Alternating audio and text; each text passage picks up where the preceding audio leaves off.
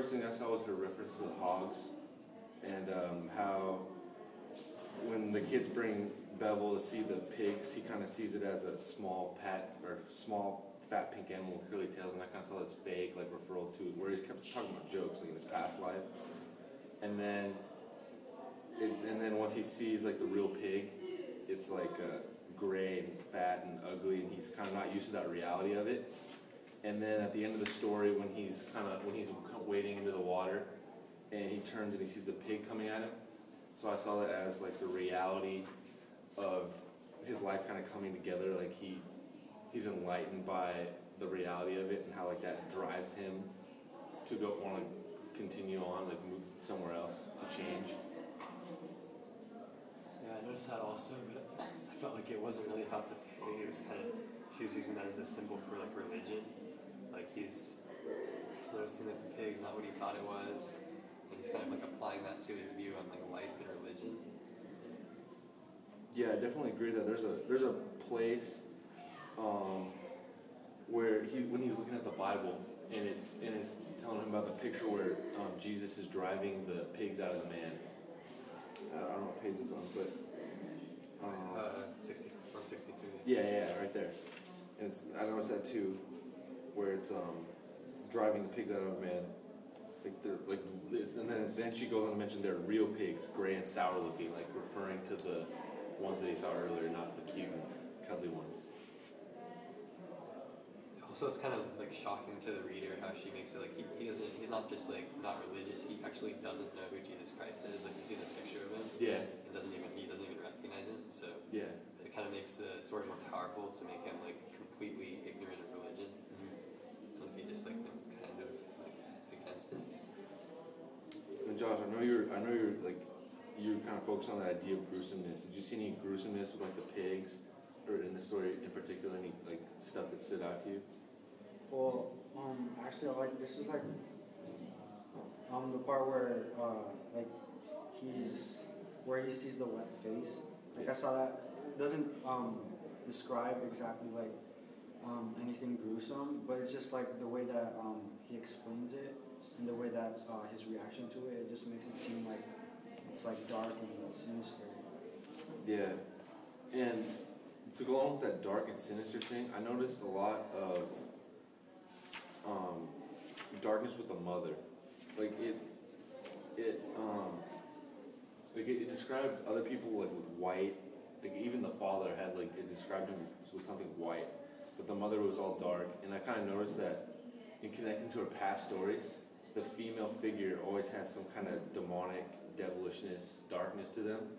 So I was kind of confused by that. Do you guys like have anything?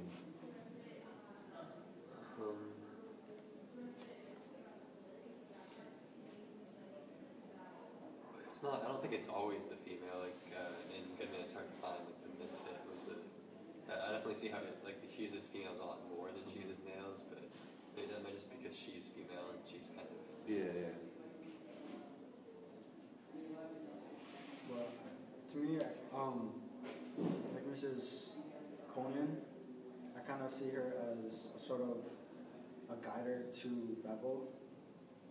Like he cares for her, I think, more than, well, not exactly more than the mother, but it's just like he cares more for his well-being. Like when he's telling her to wipe his nose, and then when he's at his house, the mother just sort of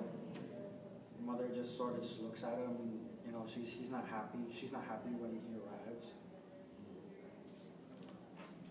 I was kind of curious about Mrs. Conan, because I agree with what you said, like about where she like talks about her like maybe like a guide or an angel of some sort, but they kept referring to her as a skeleton.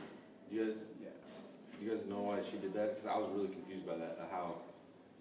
Why would she keep referring to her like a musical skeleton and stuff like that? I was thinking about that too. It's just puzzled me why O'Connor would have her like depicted as like a guide or an angel, but then at the same time that she would also describe her as a skeleton. Yeah.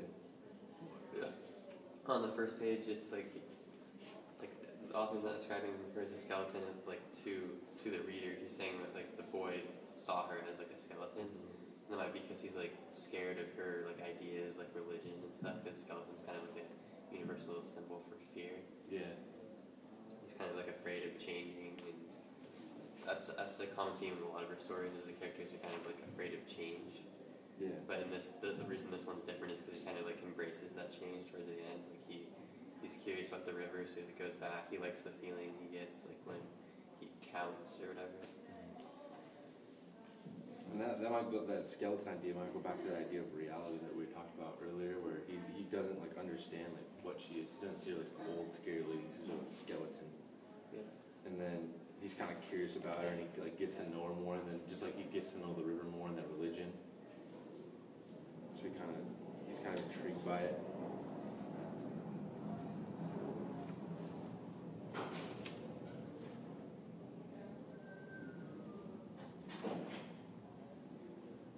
Why do you think that he lied about his name? Oh, I was really confused by that. And then how he kind of mocks the preacher when he asks him his name. I think kind of because he's like, where he says everything is a joke. I don't know what that implies. Maybe that because remember in O'Connor's biography that she talked a lot about how she liked the religious and those morals. Yeah. Or how like Mrs. Connor's morals and that religious view is like serious, but where in the apartment is kind of like a joke. Yeah, well, she how he sees everything as a joke kind of implies that nothing really matters in his life, because she basically is saying if you don't have a religion, you like don't matter. Like he even says like you only count if you get baptized or whatever. You only count if you're like in God's kingdom or whatever. Yeah. I think it's O'Connor's basic. Now I kind of see what that means. When I was reading that, I really didn't see what you will count. I kind of, the way I read the name lying thing, I don't really know why he lied, other than like maybe he doesn't have good morals because he doesn't have religion or whatever. I think O'Connor did that because it kind of symbolizes his like change. Like he's getting like baptized and he gets like a new name basically. Like it refers to him as Bevel like all the way through the story. It's not just like it never refers to him as Harry again. It's kind of like he's changed and he has like a new name and new identity. Yeah. Well, like, do you guys think that? Are you guys like kind of confused why O'Connor would use a little boy? Because to me, like his age is kind of, like to me it kind of sets back because he, like to me it feels like he's too young to understand all these things. I was thinking that too. He's only 45. Yeah, and I'm just thinking like he's being changed, all of this, but then connecting back to the end of the story, I just kind of see it as sort of like blinded faith that he would just continually like immerse himself in the water to be changed again. Like he wants to stay there.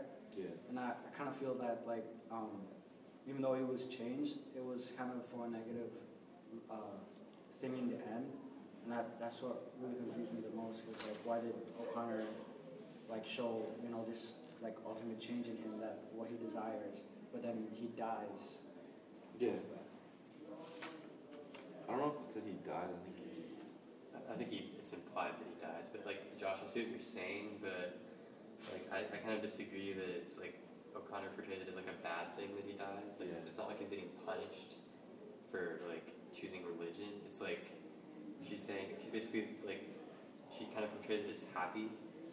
Sort of. He's moving on to a better life. Yeah, like you hear that a lot. Like she's basically implying that like the moral life doesn't really matter. Like as long as you're like a godly person, then the only thing that matters is that you like embrace God into your life, and it doesn't really matter if you die, because you'll have like a better life anyway later. That's cool. Yeah, I never thought of it. Yeah, you can really see her religious faith come out through this, especially when the preacher's talking about the blood in the river. Yeah. Also, like his seriousness towards like the things that he believes in, compared to like the mother and the father, who are always like basically the opposite of that. They're like always partying and getting drunk. Yeah, and what I noticed about the mother and the father, like you said, where they're always partying, is how